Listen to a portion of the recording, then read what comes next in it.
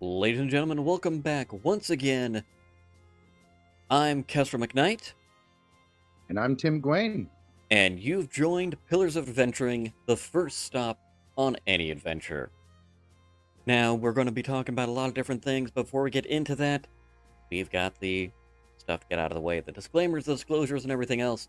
First and foremost, we've got a lot of housekeeping stuff we need to do. First, thank you so much for everybody who's been watching, joining, and subscribing to the channels, checking our podcasts. We are growing slowly but surely, and it is starting to get very exciting. So I want to do a personal thank you to everyone who's doing that. This is also another reminder that this is a broadcast, podcast, stream, whatever you want to call it, not telling you how to play the game, but how the game can be played. Our goal, I know it's for me as well as Tim, is to get everything going better so that we have richer and fuller experiences with Dungeons and Dragons, both as players and DMs. We are stylized mainly and primarily for our friends who have not played Dungeons and Dragons yet.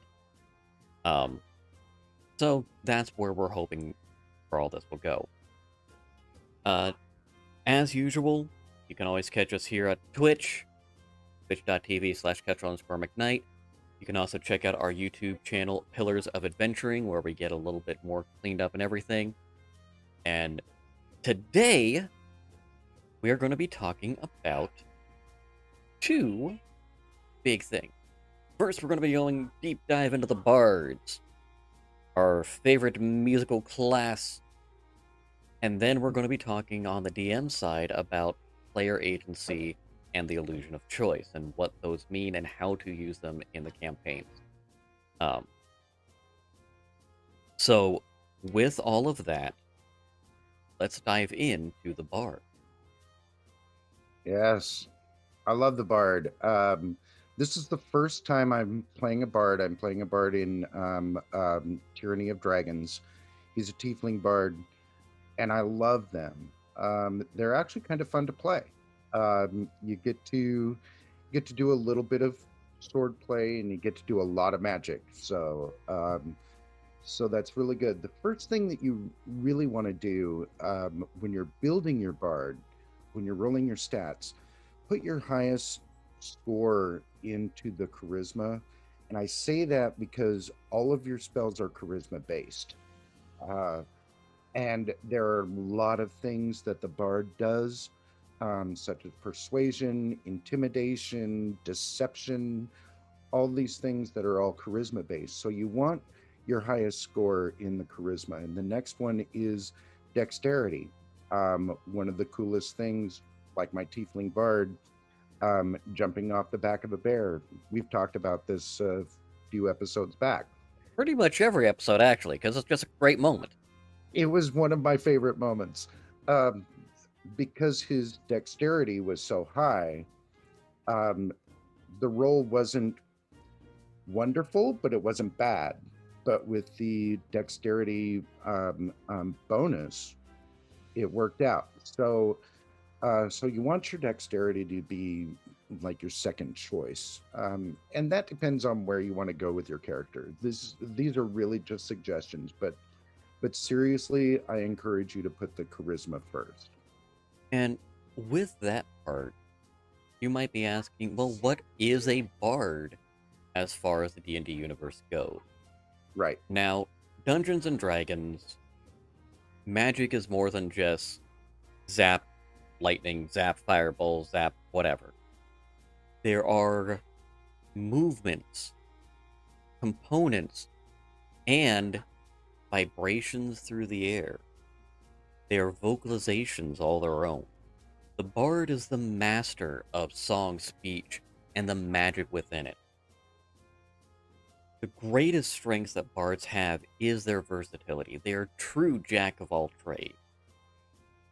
A lot of people play a bard as a sideline to combat, being a support character, using the bardic inspiration to boost up their teammates, having some spells to heal or boost other stats, and only going to fight if necessary.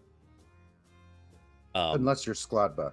Skladba is definitely one that is more than happy to run in and be a frontline fighter, which within that group fits fairly well because you have a good blend with everyone except for Kelkris in that group, who is only a frontline fighter. Mhm. And they're very widely ranged, so they're able to do a little bit of everything and do it well. Mhm.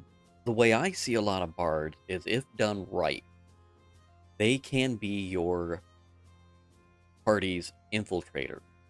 People that will get information without having to cross swords.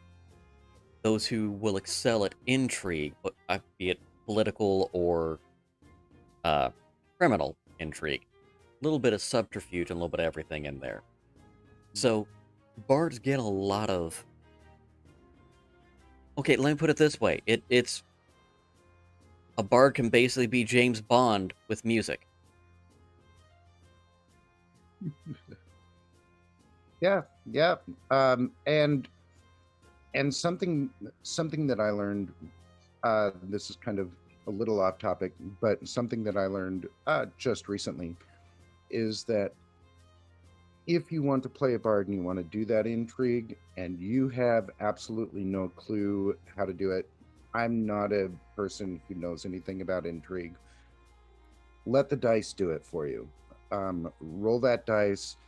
Let the DM kind of tell that part of the story, where he will guide you, he or she will guide you into what it is that you want to do. But let's talk about some of the mechanics of the bard. Your proficiencies are going to be light armor. You're going to have you're going to be able to wear leather, studded leather, anything that is light. So you'll be able to wear your bardic clothing over or under your armor and still be somewhat protected. You have simple weapons, hand crossbows, long swords. My favorite, the rapier, and short swords. You also get 3 musical instruments of your choice. Yeah, and it's important to point out that while you do have longsword access, they're not going to be the best option for you unless you are doing a kind of unique build for them. With dexterity and charisma being the 2 strongest stats, longswords are not what are known as a finesse weapon. They do not get a bonus of dexterity, they're just straight strength. Mm-hmm. So with all of that, while you can do it, it's not necessarily the best.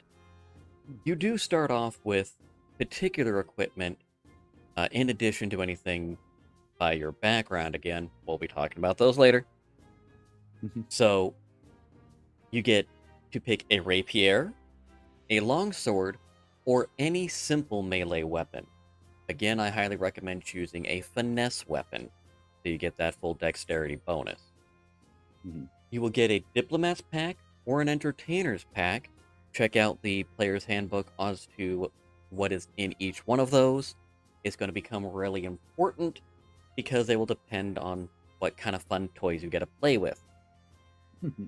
Now, in addition to the 3 musical instruments of your choice, you will start off, these are proficiencies that you have. You will start off with a lute or one of any other musical instrument. I'm not sure why it's specifically lute or any other musical instrument where you just say, pick a musical instrument. That's just me yelling at how the book's written. You also always start off with leather armor and a dagger. Mm-hmm.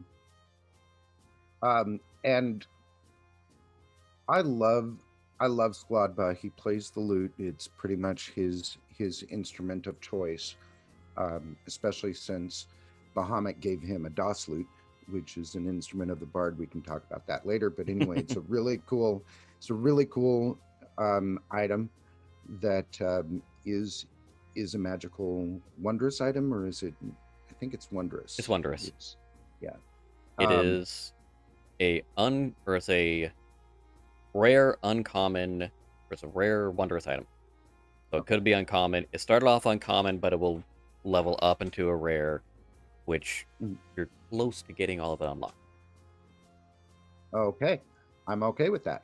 Um, so that's kind of his go-to instrument. Um, so since we're talking about that, and we're talking about I mentioned the DOS lute. The DOS lute does have some magical abilities, some spell casting involved in it. Bards are spellcasters, and I love the bard spells. Some of the bard spells are awesome. Now, when you set up your bard, you get a choice of 2 cantrips automatically from the bard list. You will learn additional cantrips later as you level up. And there's, again, in the player's handbook, there's a list of where they go. You also have some spells when you do your first level. You pretty much start at first level spells, and you will gain more as you go higher. Each of these spell slots are, when you have like 2 first level spell slots, you will expend those, but you will gain them back as you finish a long rest. Very, very standard as far as how the spell part works. Which I know we haven't talked about other classes yet, but you'll see. It's gonna be kind of, straightforward. The bonus, and how we're talking about your spell casting ability, comes from your charisma. What that means is the higher your charisma, the more likely you're going to be effective with your spells. The harder they'll hit, the better they'll be. So, for example, let's say that you have a healing word. So you cast healing word, and healing word is one that gets your spell bonus put onto it. So it has the 1d4, I think, if I recall correctly. Or is that 1d6? Yes, I think it's 1d4. Yeah. So you roll a d4, and you get a 3. Well, if your charisma modifier is 3, you heal them for 6. Which 6 can be the matter of life and death, as we have found in a few of our games recently. Yes, very much. So, when we're talking about you want to have charisma as your highest stat, not only does it give you bonuses into things like intimidation, persuasion, performance, things like that, it also makes it so that your magic just works better. So, if you don't want to have charisma in there, that's fine. You're just hurting yourself.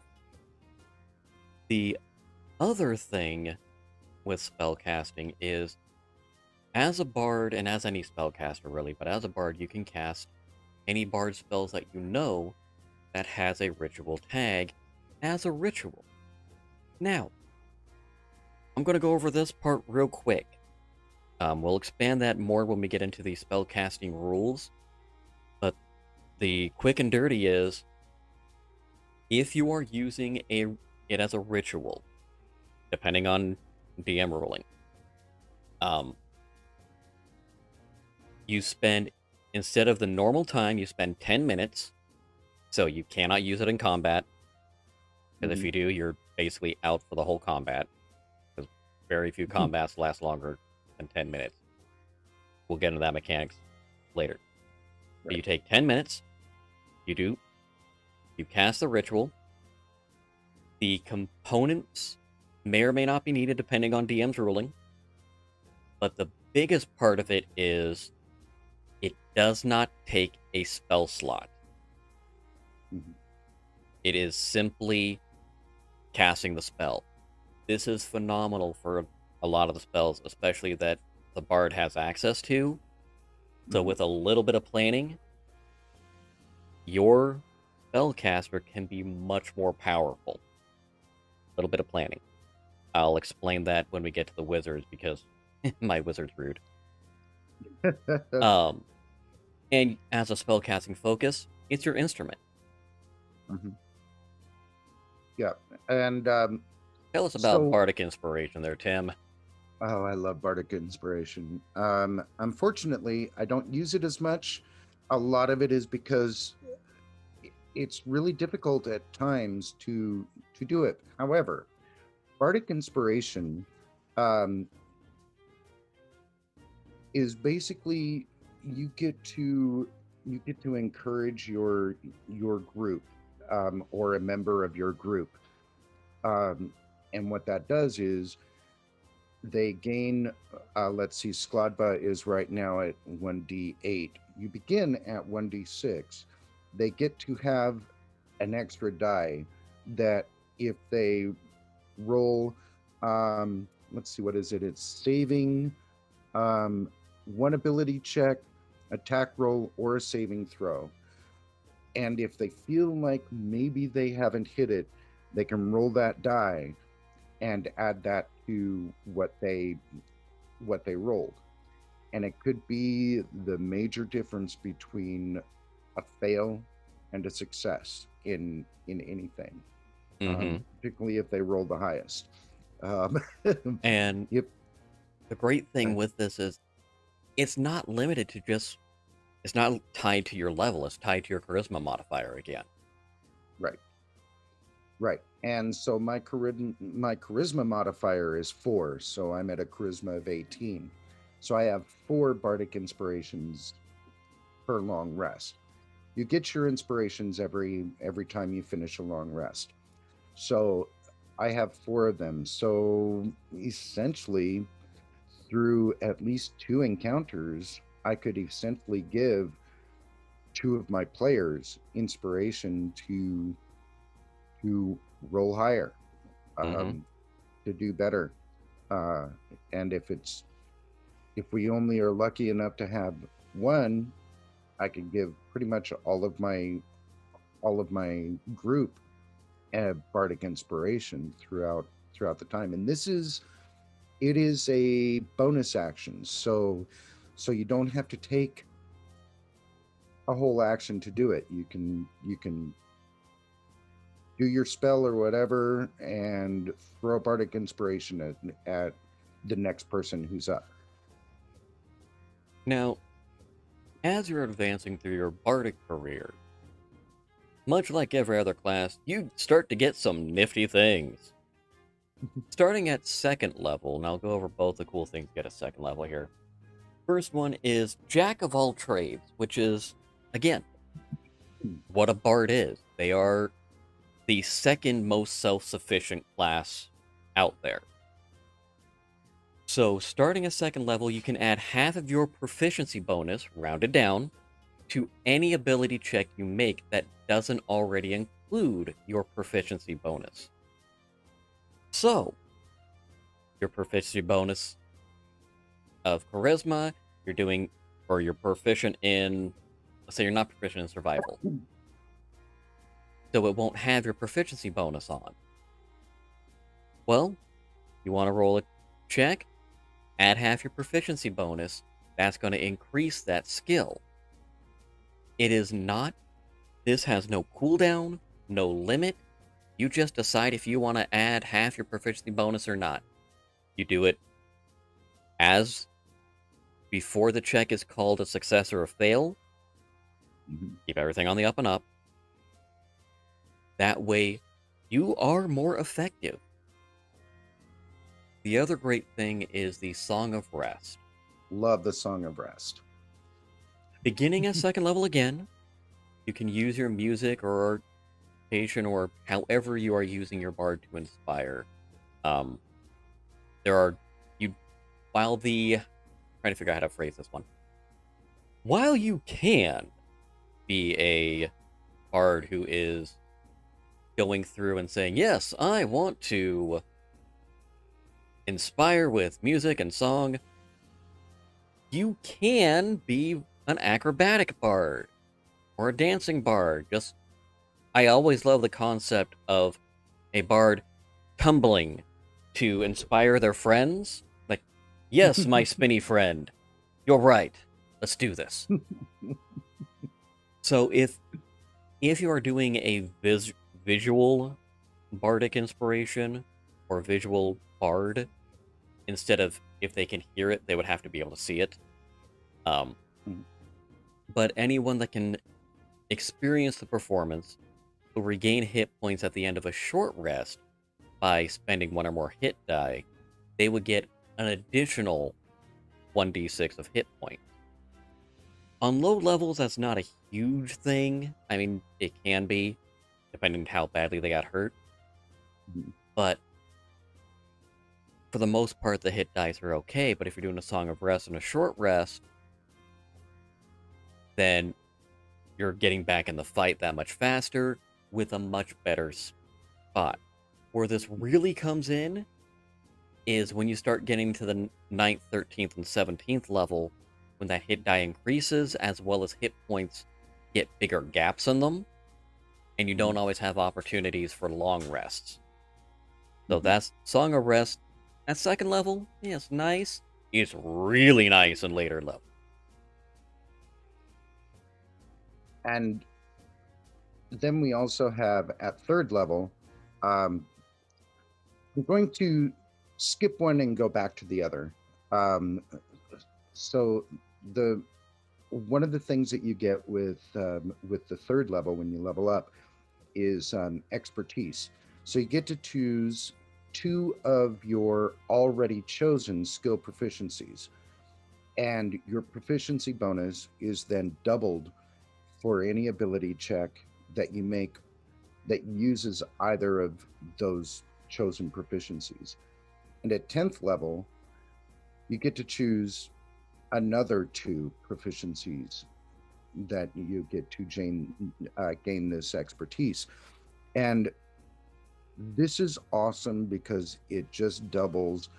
For Skladba, it was performance, I think, that I chose to double my expertise because well, Skladba likes to perform, so it's doubled the proficiency bonus in his performance. Now he won't be able to choose that at 10th level.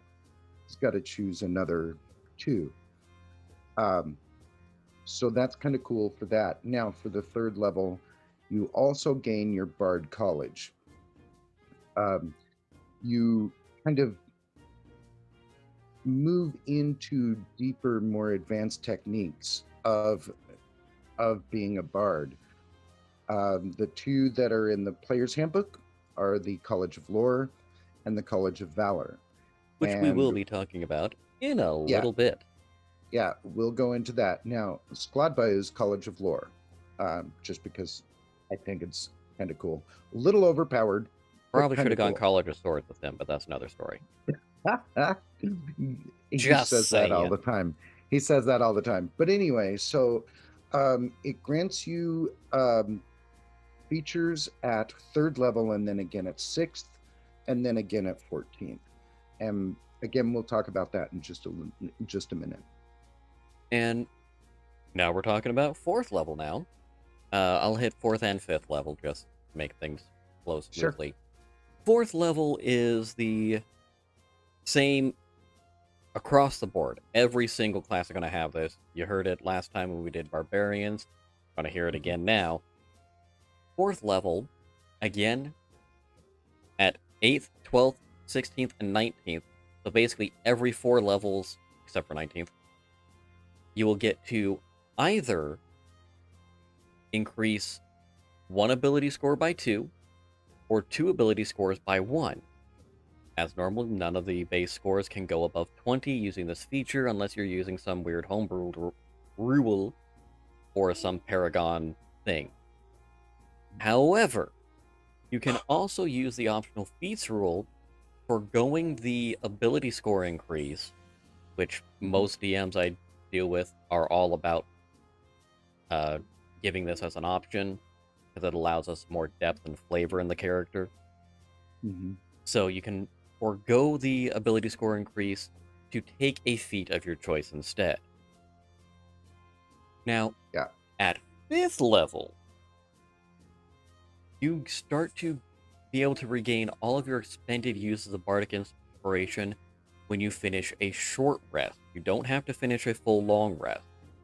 You'll start to get all of your expended uses back during a short rest. Remember when I said it wasn't that the Song of Rest wasn't that big a deal in a short? It's same, or in the 2nd level, same thing with bardic inspiration. I have to do a long rest, but my other guys aren't using their spell slots, so they don't want to do a long rest. It's too dangerous here to do a long rest, so we're not going to do that. Short rests are how you get it. Your team gets a bit more hit points back, you get all your inspiration back, and then you're ready to go in. It really can turn the tide of a battle. Yeah, I'm really looking forward to that. Right now we're at 4th level. We're sounds like we're just about to hit 5th. No, you're at 5th level. Oh, am I? Yeah. So why don't I do that? Well, we haven't had, I don't know. We haven't had short rest. So well, yeah, it's been a lot of travel montage lately, so yeah, you're going to start coming into that soon. You didn't have so many freaking encounters on the way up to this keep this last time. Jesus. That was actually kind of that was really fun. I'm glad I was using their table, otherwise my tables would have sucked. So now we move to 6th level. So there are a couple of things that happen at 6th level. First of all, and we'll get into this when we get into the colleges, you do get a college boon at 6th level, but you also gain counter charm. And this means that you gain the ability to use musical notes or words of power to disrupt, I can't talk, mind influencing effects. I was using my words of power. Yes, that's probably it. So as an action, you can start this performance and it lasts until the end of your next turn. And during that time, you and any of the friendly creatures within 30 feet have advantage on saving throws against being frightened or charmed. The creature must be able to hear you to gain this benefit, or as Kes said earlier, see you if you are a tumbling bard. And the performance ends early if you are incapacitated or silenced, or if you voluntarily end it. And in that case, it's not really an action; it's a free action. So, yes, counter charm. I'm looking forward to using. I don't really know much about it. I haven't, like I said, this is my first bard, so I'm looking forward to using counter charm. Should I be able to have that opportunity? And there hasn't been any opportunities for that quite yet, but there will be soon. That's foreshadowing, folks. Now, at 10th level, you get a couple of cool things. Again, you get those proficiency bonuses that Sklava was talking about. Sorry, Tim was talking about. I'm already referring to you as your bard right now. Yeah. So be able to choose 2 more. The important thing, and I want to reiterate, you cannot choose the same 2. So this gives you 4 proficiencies that double. This is very important, because otherwise, if you double one that's already doubled, there's no point for an ability check, honestly. You still want to have some things. And part of our player agency talk, we're going to be talking about how many people are doing these skill checks wrong, and I'm going to own up on myself. Anyway, the second thing is magical secrets. And this one is actually honestly my favorite part of the bard. So this is the first time you will get magical secrets. You will get them a couple more times. Um, you actually, these are the big things you get at 14th and 18th as well. Magical secrets allows you to steal knowledge from any other class. It must be a level that you can cast, as shown within the bard table and player's hand guide. You can even steal a cantrip if you want. The chosen spells will count as bard spells, and they are included in the number of spells that you know. However, it doesn't matter what table they're from. If it normally takes intelligence to cast a spell, because you stole them, you get to use your charisma spell modifier for it. You can do this a total of 6 times. 10th level, 14th level, and 18th level. All it has to be is a spell you can cast. It adds to your spell list, and it uses charisma for your spell casting. It's not like if you're using, say, the magical adept thing for feat. That's the word I'm looking for. Mm-hmm. You use the same spellcasting modifier of the table you're taking it from. So this lets you take that table and bring it into your school. It is ridiculously cool. Yeah, we're going to talk about what's really cool in just a moment too, because there's something that's coming up that is very like unto that. And this one, Tess, I'm going to have you do this because I am not familiar with the 20th level capstone. So yes, the capstone of the bard is superior inspiration. So what that means is if we have a situation where you have used all of your inspiration, there is no more in the yield bardic tank, and you have to roll for initiative again, you get 1 use back. So that means if you were going to start the fight without any inspiration, you get 1. So it gives you that pinch, let's get out of here situation. It doesn't happen until initiative is rolled, and then you will get that 1 to use whenever you so desire to use it. If you don't use it in that fight, you can hold on to it. I don't know why you wouldn't, because again, this isn't a spot where you're like, well, I don't have to do that. No, you gotta do it. You can do it. You can do it. Okay. Do it. all right. Now we move on to the Bard colleges, and we get to move on to Skladba's college. He is College of Lore. So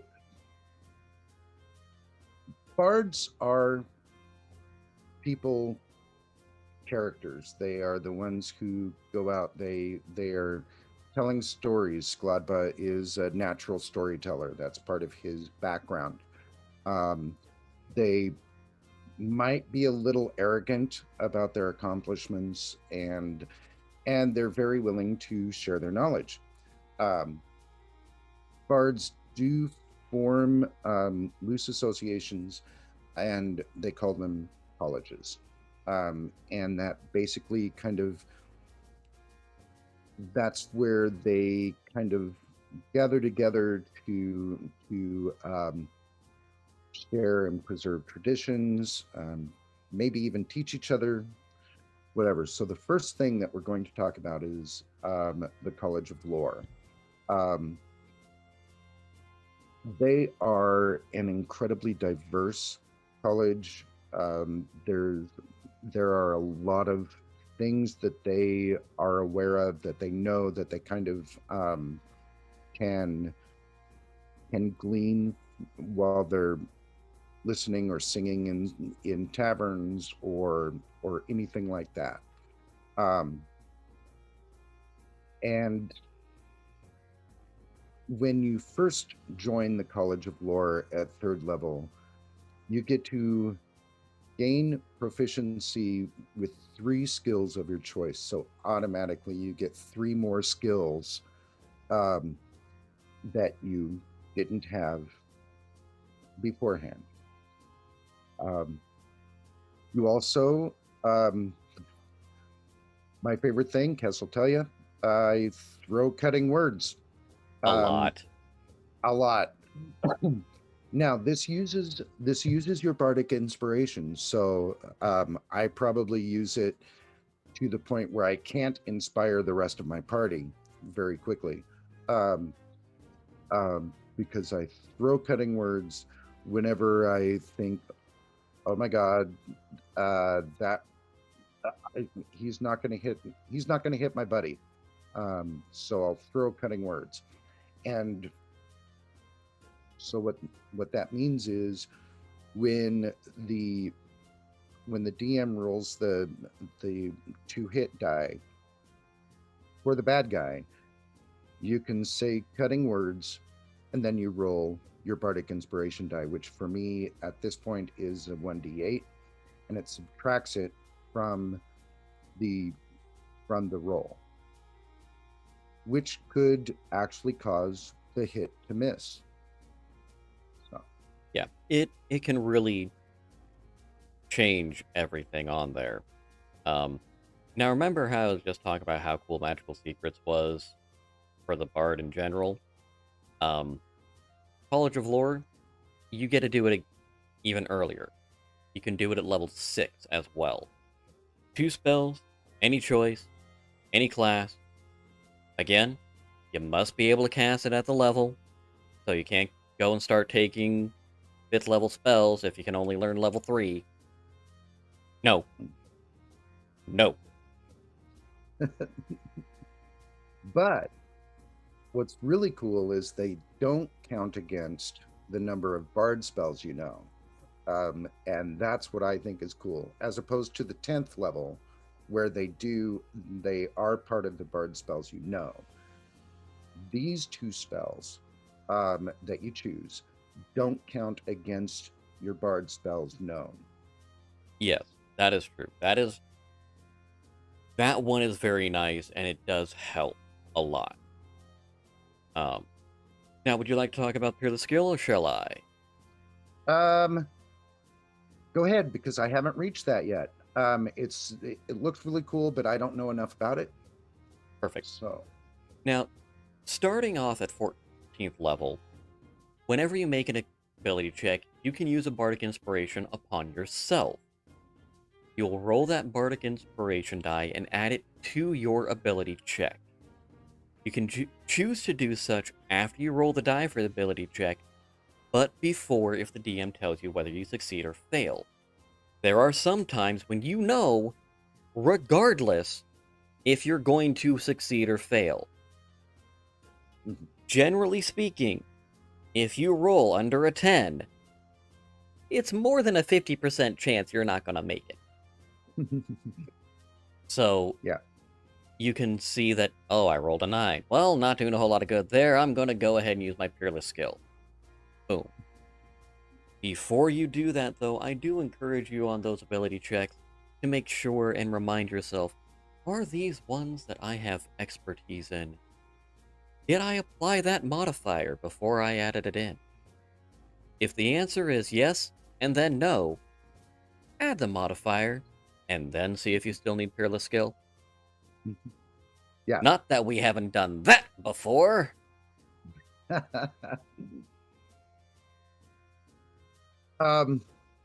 So next we go to College of Valor. Again, I'm not very familiar with this, so we may be relying on Kess a lot for this one as well. Mainly because I, again, have not played bards until Skladba. These are the bards that basically keep the memories alive of great heroes of the past. They may even tell stories of recent ones, and they are essentially the ones who tell what's going on and keep those stories alive. Um, Tess, I'm going to let you take this. I've got just Yeah, something not a I've got to problem. take care of. So, the College of Valor, while the College of Lore is more of the magical side of everything, the College of Valor leans heavier into our battle. Think of it as you were the Skald, the poet warrior, as it were. So, when you join the College of Valor, at 3rd level, you will gain proficiency with medium armor, shields, and martial weapons. This gives you a more expansive way to go in, and not only that, you can defend yourself better. Higher armor class makes it a little bit easier. And there are some finesse weapons in the martial weapons area that will still let you use your AC or use your dexterity in order to get that additional bonus and keep pushing forward. It makes you a nice or a stronger combat focused bard. Also at 3rd level, you learn combat inspiration, inspiring others in battle.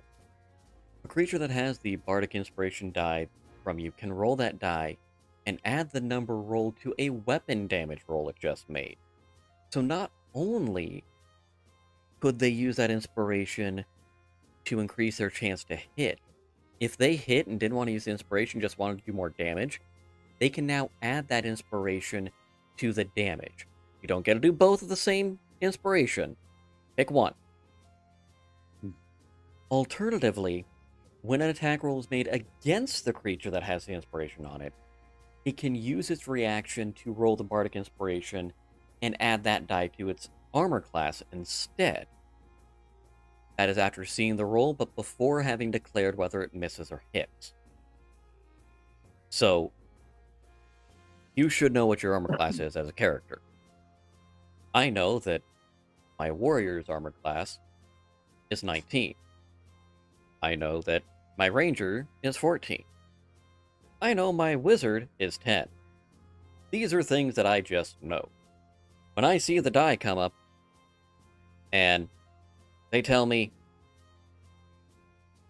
it's a 5 or it's a 14 against my wizard, I can use that bardic inspiration die, and if I roll the 5 or a 6, I'm no longer hit. It's essentially the same reaction that wizards get when they cast shield as a reaction, only without and using a spell slot. yeah. So the shield is great because they say, okay, 16. Oh well, I'm at 13, so I cast shield, and it no longer hits. So essentially, combat inspiration with that particular reaction is great for that part. And thank you. I'm sorry, guys. Roommate needs a haircut, so it's like he came in. Can you give me a haircut? Yeah, just a bit. So that is is that everything for combat inspiration then? That's all with combat inspiration. We're on to extra attack. Okay, extra attack. This actually should probably be something. This is one of the reasons why I should probably be College of Valor,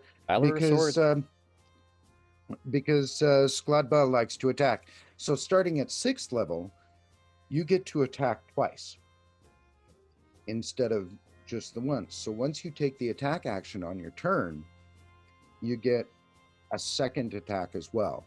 Now, Skladba does pretty much use the offhand bonus attack if he's not using his dancing sword as a bonus attack, but he essentially does attack twice pretty much all the time. But the second attack gives you all of your modifiers as well, This as opposed also to the would have offhand attack. given you the option.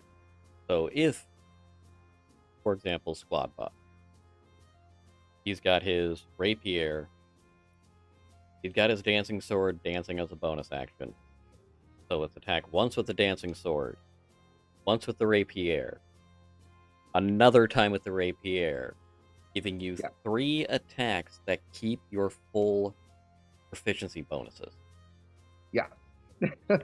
So, and then at 14th level, battle magic.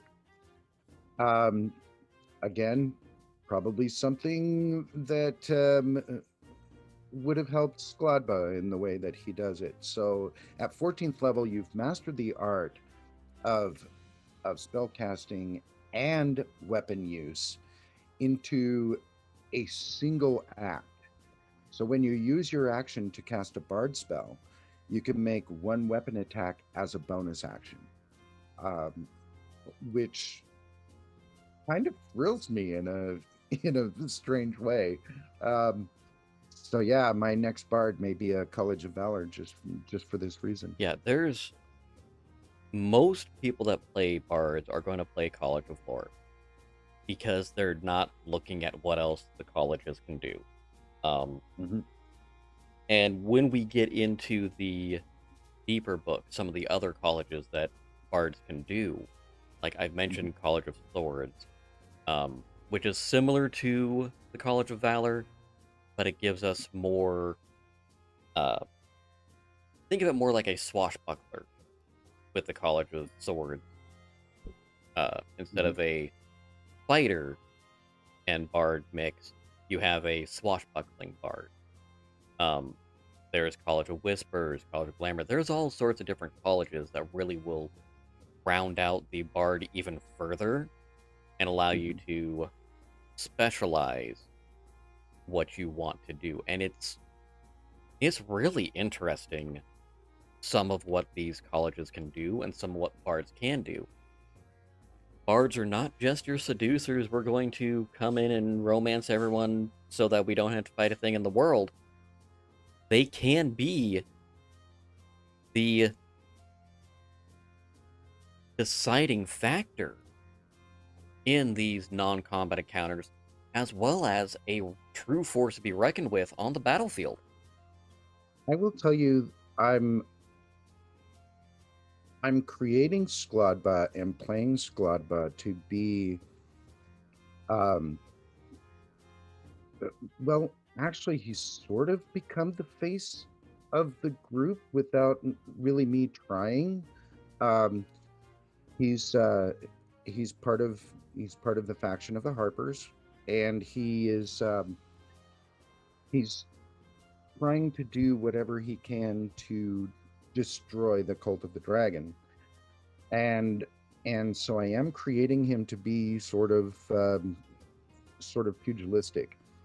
One of the reasons why I chose the College of Lore is because I want him to be able to. He's going to choose some other spells. I already have the spells that he's going to choose when he levels up next time. But I also want him to multi-class into being a barbarian. He's pretty much there anyway. He runs up, he pretty much rages anyway, but he doesn't get the rage bonuses or anything like that. So he's going to be my little barbarian. We've already kind of classified him as that anyway. Um, so he will wind up with a lot of these things with College of Valor, and that's something else. Please consider where you want your character to go. How are you playing him? Do you want your character, your bard, to go all the way up to 20th level? Or do you want to, within the narrative of the story that you're telling with the rest of your friends, to do something else, to go somewhere else for at least a couple of levels before moving up into higher levels Mm-hmm. within the bard? Uh, and we can talk about multi-classing later, but Yeah, that's multi-classing will just come down the line. but I just really want to encourage you players to understand that bards are kind of fun. I'm digging playing my bard.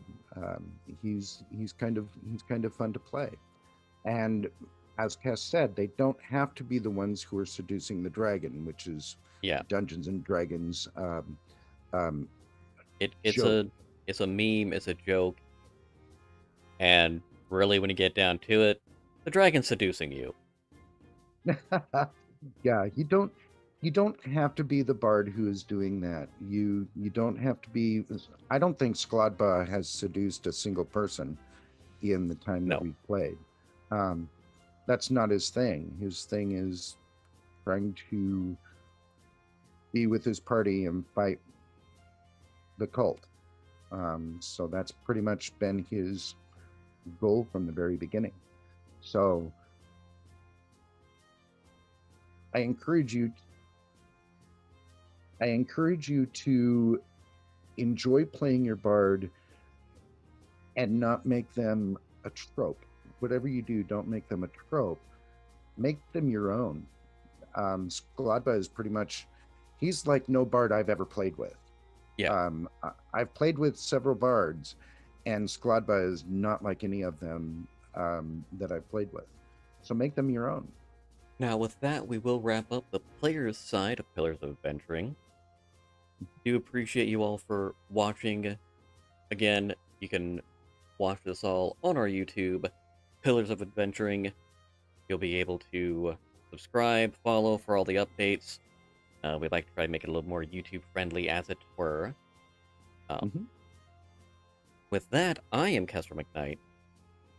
And I am Tim Gwain. This has been Pillars of Adventuring. Perfect.